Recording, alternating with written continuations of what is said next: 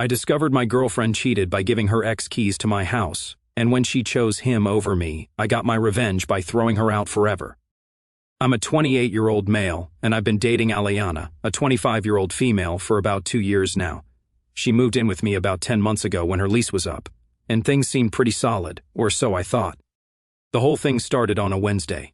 I'd been dealing with a nightmare client all week who kept asking for just one more tiny change to their logo design. After the 15th revision request, I decided to call it a day early and head home around 3 p.m. instead of my usual 6. I pulled into my driveway and noticed nothing weird. Aliana's car wasn't there, which was normal since she usually doesn't get home until 5:30. I was already planning my afternoon, maybe catch up on some Netflix and enjoy a rare moment of peace before diving back into logo hell tomorrow. I unlocked my front door and immediately heard my TV blasting. That was weird. I always turn everything off before leaving. It's like a compulsion. Maybe Aliana came home sick, but her car wasn't there. I thought maybe I forgot or there was some electrical issue. When I walked into my living room, I nearly dropped my keys. There was this dude on my couch, not just sitting there like he was waiting for someone. He was full-on lounging, feet up on my coffee table, eating what looked like my leftover pizza from last night, remote in hand like he owned the place. He had a scraggly beard, wearing a wrinkled t-shirt and basketball shorts that had seen better days. The guy looked like he hadn't seen a job interview in years. For a second, I thought I was being robbed by the world's most comfortable burglar. But then he looked up at me with zero panic, zero guilt, just this casual, "Oh hey" expression, like we were roommates or something. "Who are you, and what the hell are you doing in my house?" I asked, trying to keep my voice level, but my brain was racing through possibilities. Home invasion, Aliana's brother I'd never met, some kind of maintenance guy who let himself in. "Oh, you must be Toby," he said, not even pausing the TV. "I'm Reggie. Aliana gave me the keys." He said this like it explained everything, like it was the most normal thing in the world. Reggie. I'd heard that name before.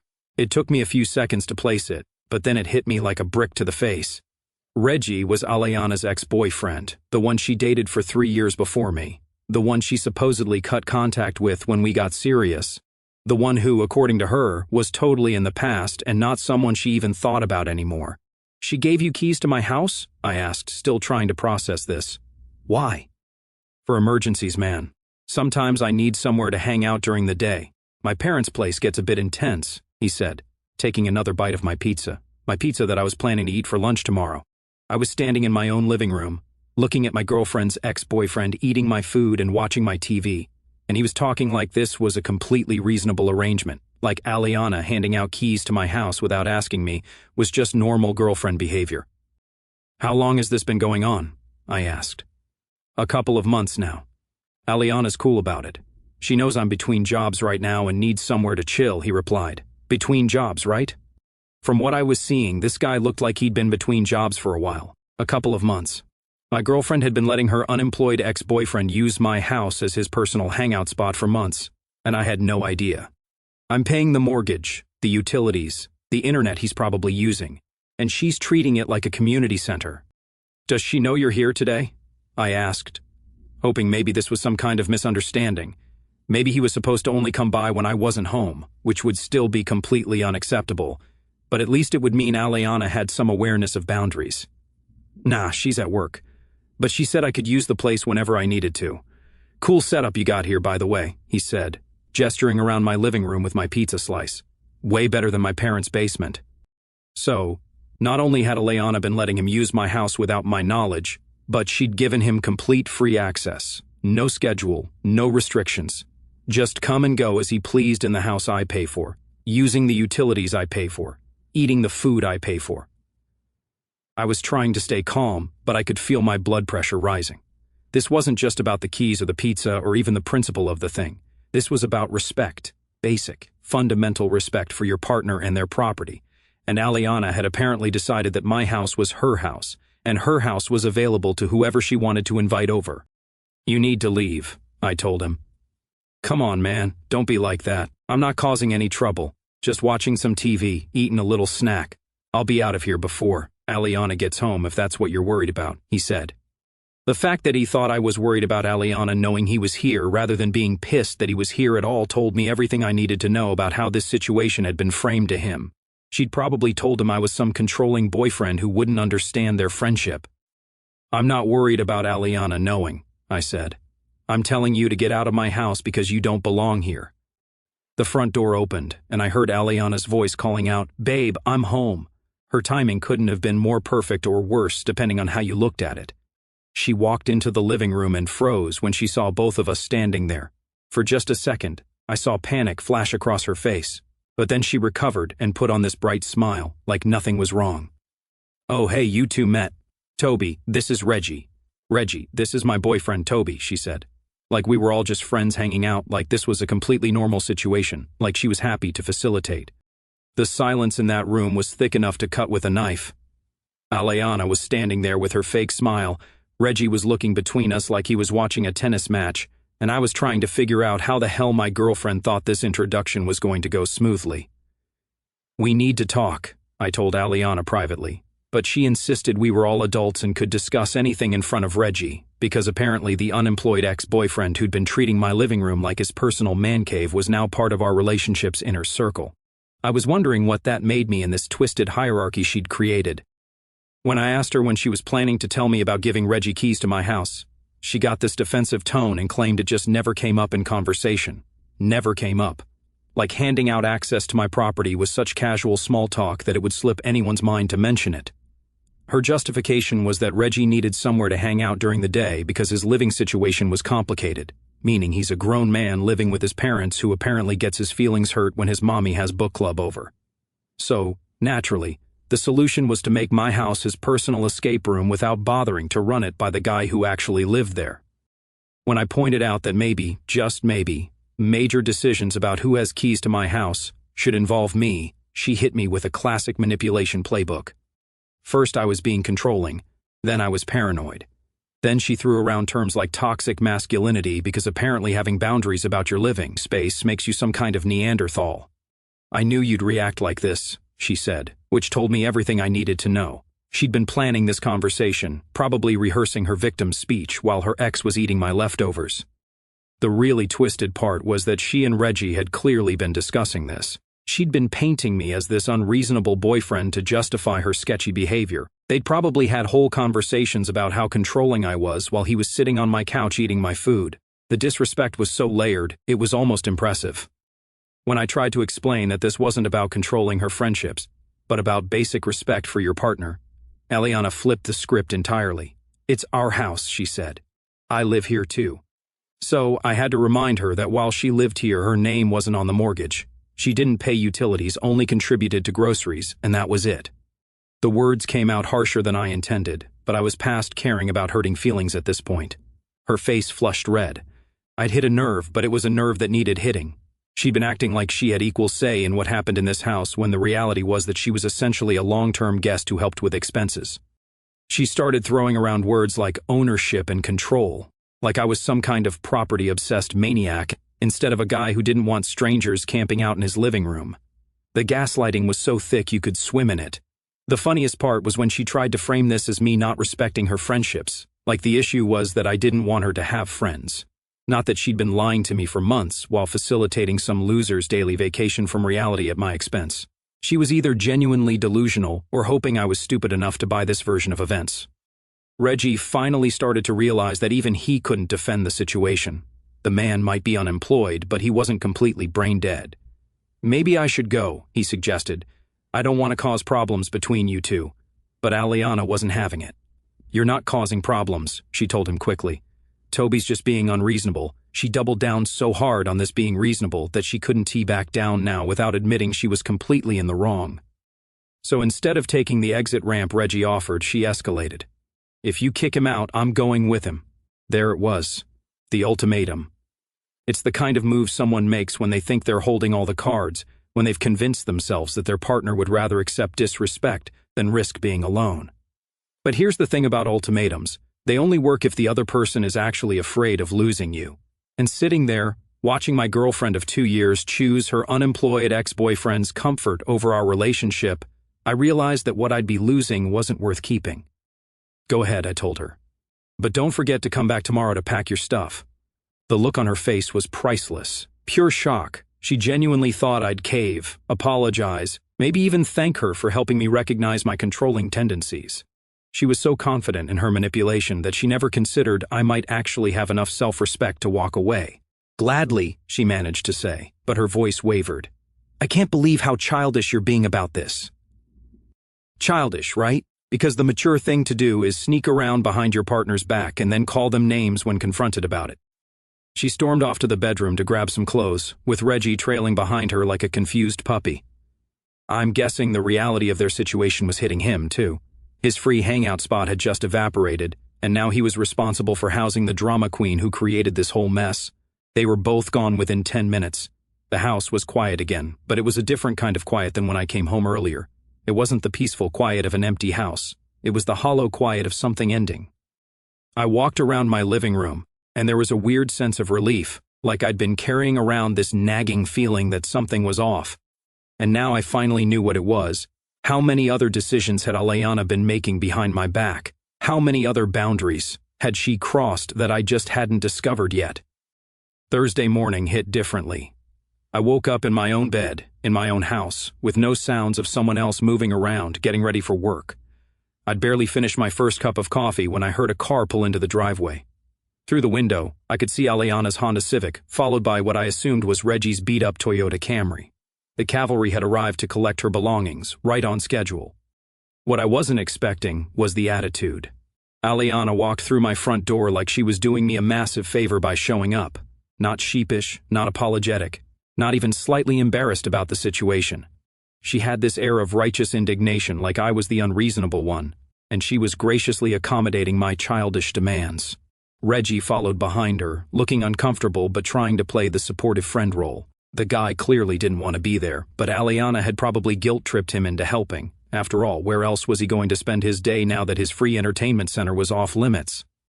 "This won't take long," Aliana announced, heading straight for the bedroom without making eye contact, like she was announcing her departure time to a landlord instead of talking to someone she'd been in a relationship with for 2 years. I stayed in the kitchen. The sounds coming from the bedroom were telling, though. Drawers opening and closing, hangers sliding across the closet rod, the occasional thud of something heavy being dropped into a box. She was being thorough, which surprised me. I'd half expected her to grab a few outfits and leave the rest, planning to come back later when I'd supposedly cooled down and become more reasonable. But no, she was legitimately moving out. What really got to me was hearing them talk while they packed.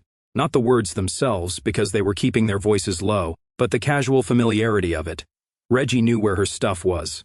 He was helping her decide what to take and what to leave. They had this easy rhythm, like they'd done this before, which made me wonder if maybe they had. Had she moved out of his place the same way when they broke up? Was this just her standard operating procedure for ending relationships? Pack up with the next guy in line while the current boyfriend sits in the kitchen pretending not to care? The most ridiculous part was watching Reggie try to be helpful. The guy was clearly out of his element, probably because he'd never had to help anyone move out of a place he actually paid for. He kept dropping things and asking Aliana where stuff should go, like he was some hired hand instead of the reason this whole situation started. At one point, I heard her snap at him about being careful with something fragile, and I couldn't help but smile, already having relationship tension with her knight in shining armor, and they hadn't even been back together for 24 hours. That was promising for the long-term success of whatever arrangement they thought they were going to have. The whole process took about 3 hours. 3 hours to pack up 2 years of shared living space and load it into 2 cars. It felt anticlimactic somehow. All that time building a life together, and it could be undone in a single morning with some cardboard boxes and garbage bags. When they were finished, Aliana came back inside one last time. I was still in the kitchen, scrolling through my phone, pretending to be busy with something important. She stood in the doorway for a minute, maybe waiting for me to look up and give her some kind of dramatic farewell scene. "I think that's everything," she said. Finally, I looked around the living room, which already felt different without her stuff cluttering every surface. Cleaner, more spacious, more like my actual taste instead of some compromise between what I wanted and what she thought looked good. "Looks like it," I agreed. She seemed like she wanted to say something else, maybe some parting shot about how I'd regret this, or how she hoped I'd learn to be less controlling, or how she was better off without someone who didn't appreciate her friendship with her ex.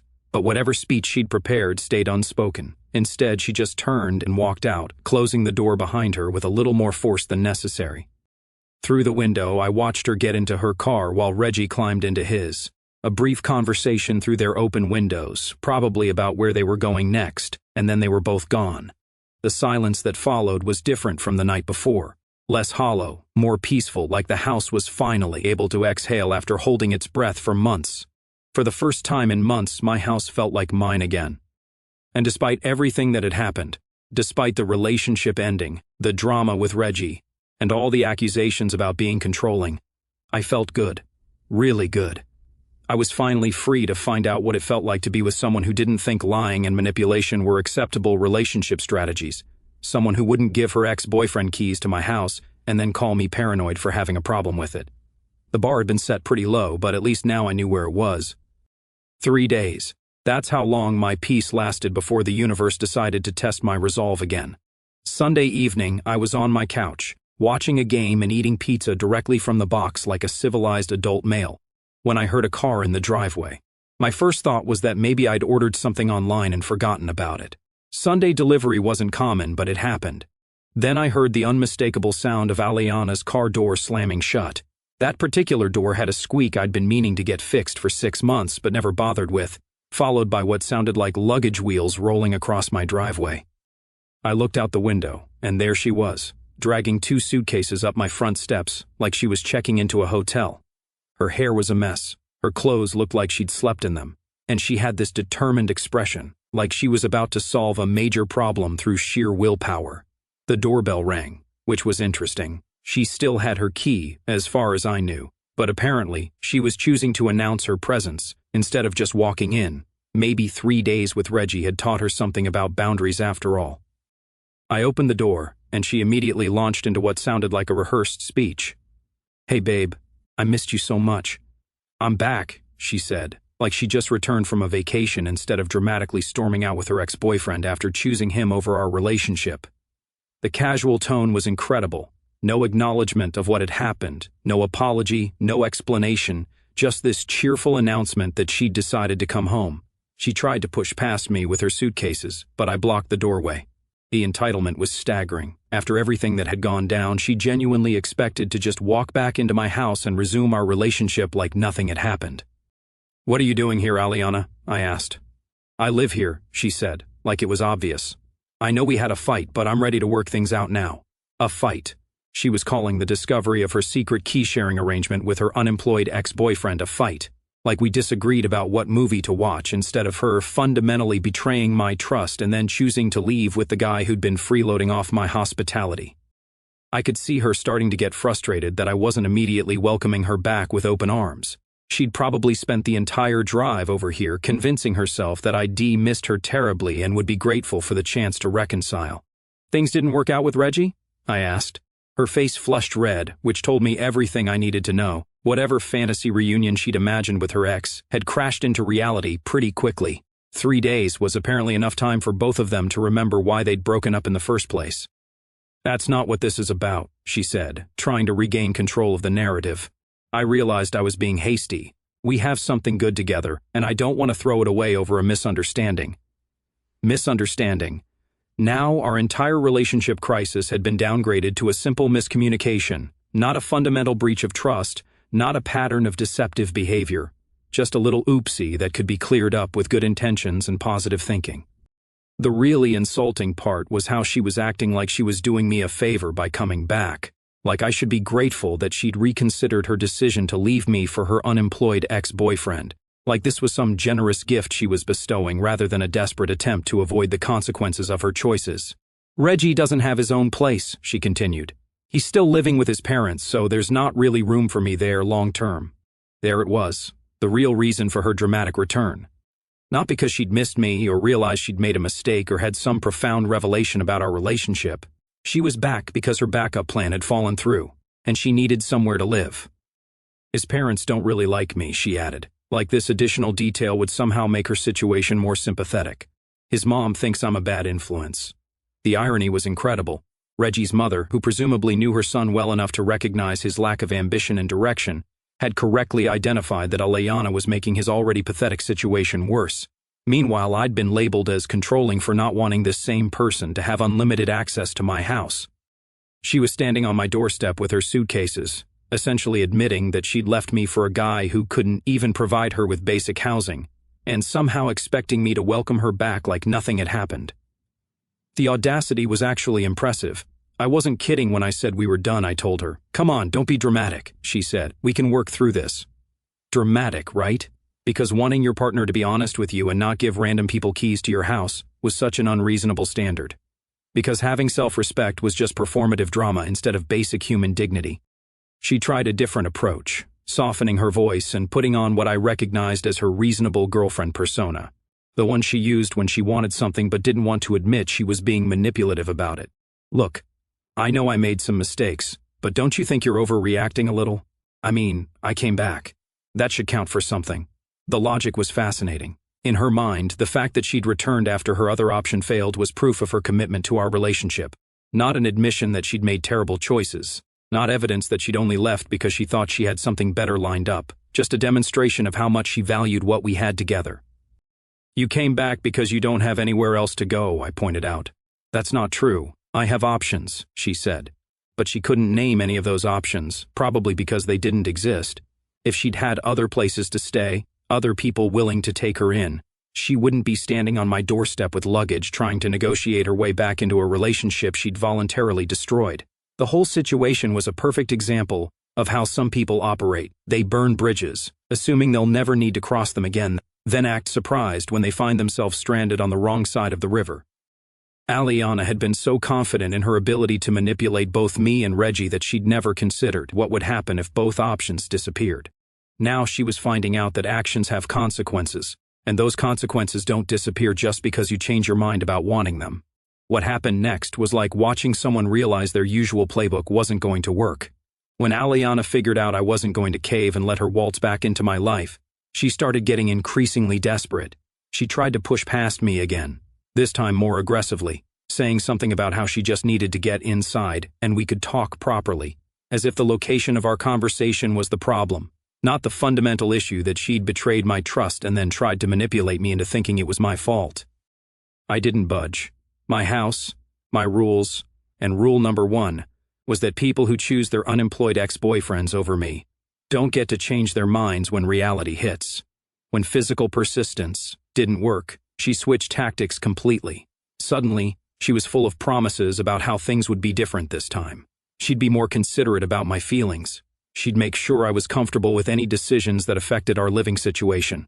What really got me was how she kept saying our house and our relationship, like nothing had changed, like her dramatic exit with her suitcases and her ex-boyfriend had been some kind of brief intermission instead of a clear statement about her priorities. The whole performance was exhausting to watch. She started bringing up specific memories from our relationship. "Remember when we went to that concert and had such a great time? Remember how good we were together when we weren't fighting?" It was manipulation, 101, trying to make me focus on the good times instead of the reason we were having this conversation on my doorstep with her luggage between us. Like our relationship's highlight reel could somehow erase the fact that she'd chosen her ex-boyfriend over me just 3 days ago. Then she started yelling about how stubborn I was being, how I was throwing away a good relationship over nothing, how she couldn't believe I was being so petty.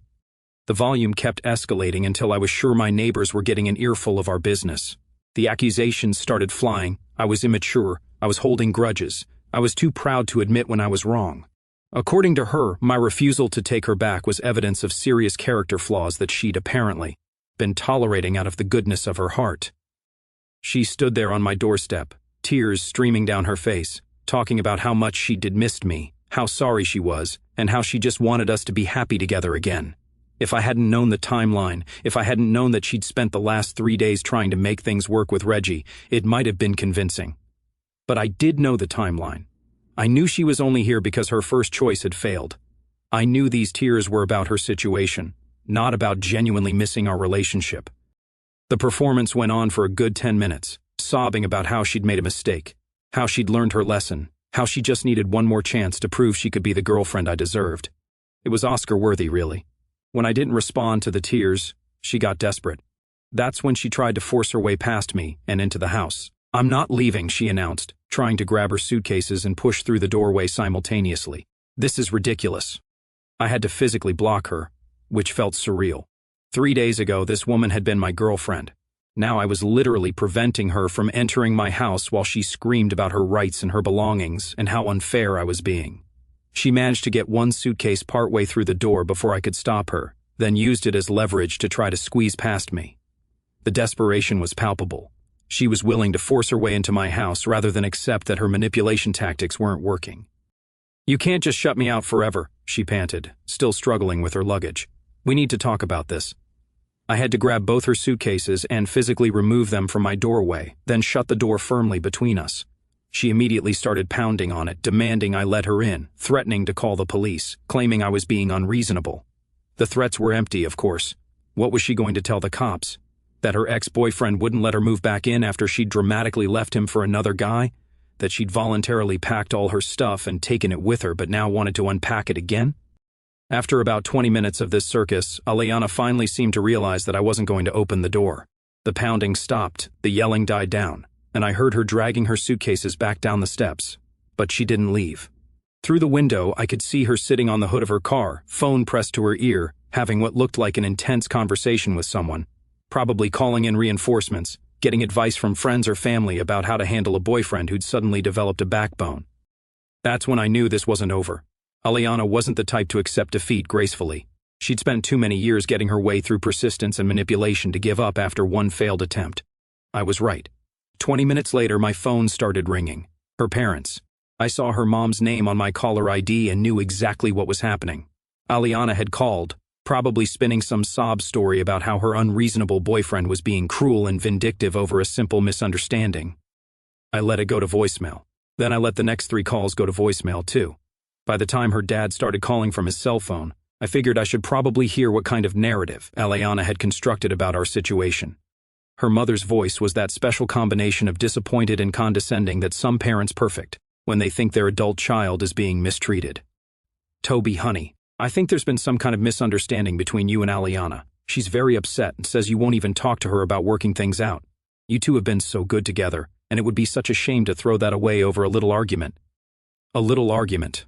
That's what Aliana had told them. Not that she'd been secretly giving her unemployed ex-boyfriend access to my house for months. Not that she'd chosen to leave with him when confronted. Just a little disagreement between lovers that could be smoothed over with some mature conversation. The voicemails kept coming. Her father was more direct, using his stern dad voice to tell me that relationships require compromise and forgiveness, that holding grudges was immature, that Aliana was a good girl who deserved better than being treated like this. Good girl, right? The good girl who'd been lying to me for months while facilitating her ex's daily vacation from reality at my expense.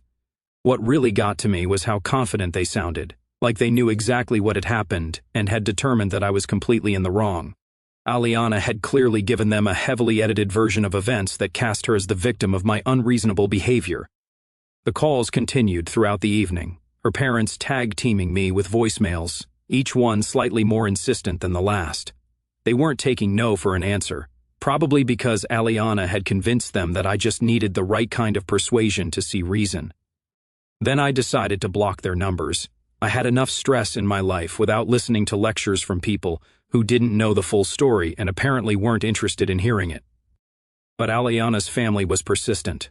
When they couldn't reach me by phone, they started texting long messages about forgiveness and second chances, and not letting pride ruin a good relationship. Her sister got involved, sending me paragraphs about how much Aliana loved me and how sorry she was for whatever had happened.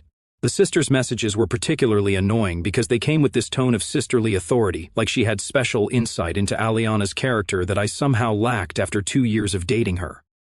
According to the sister, Aliana had always been impulsive but had a good heart, and sometimes good people made mistakes that deserved forgiveness. Impulsive. That was an interesting way to describe months of secretly giving your ex-boyfriend access to your current boyfriend's house. Not deceptive, not disrespectful, just impulsive, like it was a momentary lapse in judgment rather than a sustained pattern of dishonest behavior. I decided I needed to get ahead of this situation before it spiraled completely out of control. I called my parents and asked if I could come over to talk. I started from the beginning. They listened without interrupting, which I appreciated. When I finished, they were both quiet for a long moment. Then Dad asked the question I'd been dreading. "Are you sure you're not just being stubborn because your ego got bruised?" It was a fair question, and I'd been asking myself the same thing for days. Was this really about principles and respect? Or was I just pissed off that she'd chosen someone else over me, even temporarily? But thinking through everything again, laying out the timeline, the deception, and the complete lack of accountability on Aliana's part, I knew this wasn't about ego. This was about fundamental compatibility, about whether I wanted to be in a relationship with someone who thought this kind of behavior was acceptable. She lied to me for months, Dad, I said, not about something small, about giving another guy access to my house. And when I found out, instead of apologizing or trying to make it right, she called me controlling and left with him. Mom nodded slowly. And now she's back because it didn't work out with the other guy. That seemed to crystallize something for both of them. Their expressions shifted from cautious neutrality to supportive parent mode. Then you're absolutely right to end it, Mom said. Nobody should have to be someone's plan B. Having someone in my corner who understood the situation felt like a huge relief. I hadn't realized how much the constant pressure from Aliana's family was affecting me until I had someone validate that my decision made sense. But of course, Aliana wasn't done. It was a Saturday morning when I heard car doors slamming in my driveway, multiple car doors, which was definitely not a good sign. She thought showing up alone would be too normal, so she brought backup, her parents. They hit me with every guilt trip in the book: forgiveness, second chances, compromise, all while ignoring the tiny detail that she gave her ex keys to my house. I shut them down politely. Okay, not that politely. And when they threatened to camp on my porch until I saw reason, I did the logical thing. I called 911. Watching their self-righteous faces when the cops showed up was chef's kiss. They got booted off my property like a failed HOA protest. But Aliana didn't stop. She showed up at my work days later, so I took the cops' advice and filed a restraining order. Served her papers. The shocked Pikachu face? Worth it. Sometimes the best revenge is just being honest about your boundaries and following through when people try to cross them. Aliana learned that manipulation only works on people who are willing to be manipulated. I wasn't.